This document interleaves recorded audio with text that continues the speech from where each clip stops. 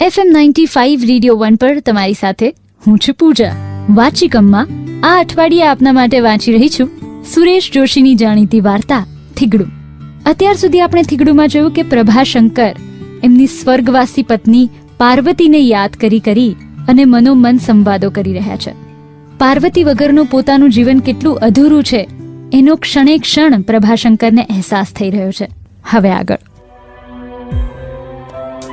બહારનાના આગળામાં કોણી આગળથી ફાટેલો કોટ ભેરવતા ઊભા રહી જઈને એકદમ પ્રભાશંકરથી પૂછાઈ ગયું, શું છે હસમુખની માં?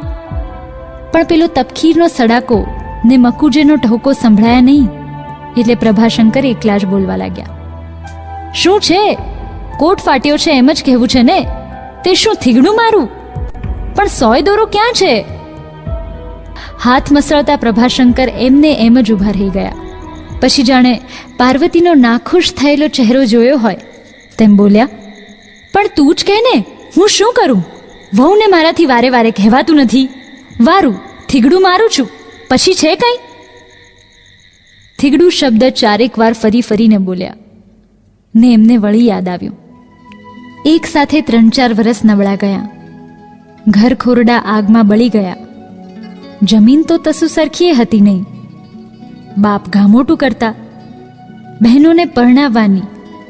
આથી 15 વર્ષની વયથી જ પ્રભાશંકર એક વેપારીની દુકાને તમાકુના પડીકા વાળવા બેસી ગયેલા.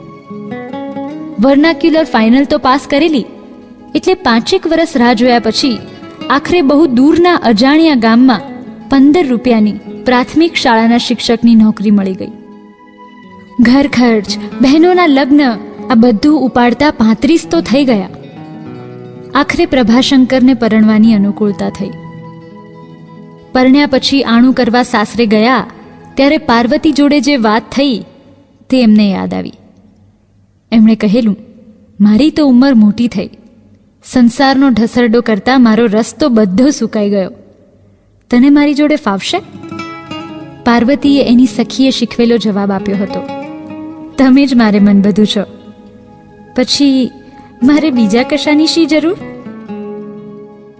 આમ પ્રભાશંકર વારંવાર પોતાની સ્વર્ગસ્થ પત્નીને યાદ કરે છે. દાંપત્ય જીવનના આ એવા સંભારણા છે જે કદાચ પ્રભાશંકર જીવનમાં ક્યારેય નહીં ભૂલી શકે. એમની પત્નીની એમના પ્રત્યેની વફાદારી અને પોતાના સંજોગો પ્રમાણે અનુકૂળ થઈને રહેવાની આવડત, આ બધું જ પ્રભાશંકર ભૂલી નથી શકતા. આગળ આ વાર્તા શું કહે છે એ જાણવા માટે ક્યાંય જતા નહીં, સાંભળતા રહો વાચિકમ, મારી એટલે કે પૂજાની સાથે. Only on FM 95 radio 1 100% retro.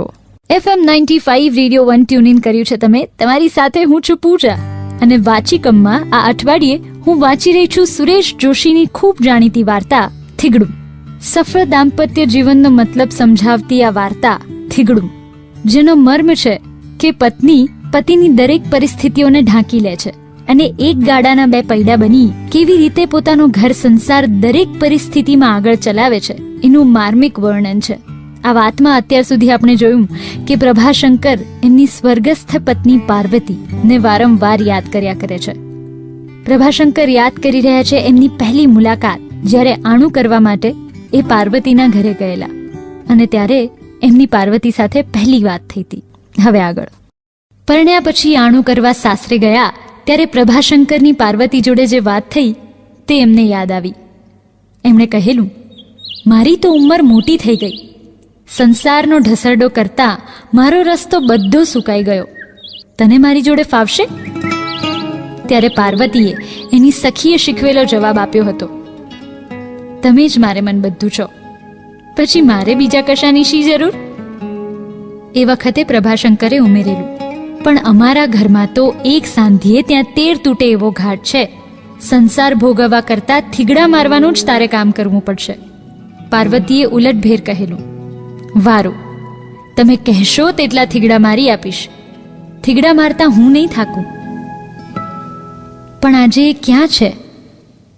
એ આખરે થાકી જ ને. દેવ આગળ દીવો કરવા ને ફાનસ સળગાવવા પ્રભાશંકરે એક દિવાસળી શોધી, પણ જડી નહીં. પણ દિવાસળી શોધતા એક ડાબડામાંથી 100 દોરો જડ્યા. એ લઈ અને પ્રભાશંકર ઓટલે ગયા. શેરીના દીવાને અજવાળે એમણે કેટલું થીગડું મારવું પડશે તેનો અંદાજ કાઢી લીધો. પોતાની બેસવાની ગાદી નીચે સંઘરેલા ગાભા ચિત્રામાંથી માપસરનો એક ટુકડો કાઢ્યો. એનો રંગ કોટના રંગને મળતો નહોતો, પણ એવું કપડું ક્યાંથી લાવવું? આ કોટને હસમુખ જેટલા વરસ થયા. મિલિટરીના સસ્તે ભાવે કાઢી નાખેલા કપડામાંથી પ્રભાશંકરે લઈ આવેલો. આ આખી વાતમાં થીગડાનો ખૂબ માર્મિક રીતે ઉપયોગ થયો છે. થીગડું રૂપક એ પ્રભાશંકરની ગરીબાઈ અને એમના પોતાની પત્ની સાથેના સંબંધો કે એમના પોતાના વર-વહુ સાથેના સંબંધો, આ દરેક વાતને ખૂબ અસરકારક રીતે રજૂ કરે છે.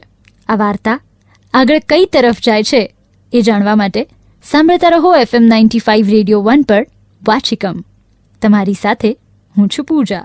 100% રેટ્રો સ્ટેશન FM 95 રેડિયો 1 પર વાચિકમમાં હું છું પૂજા. આ અઠવાડિયે આપના માટે વાંચી રહીશું સુરેશ જોશીની ખૂબ જાણીતી વાર્તા થીગડું, જેમાં અત્યાર સુધી આપણે જોયું કે પ્રભાશંકર પોતાની સ્વર્ગસ્થ પત્નીને યાદ કરતા કરતા ફાટી ગયેલા કોટને મારવા માટેનો પ્રયત્ન કરી રહ્યા છે.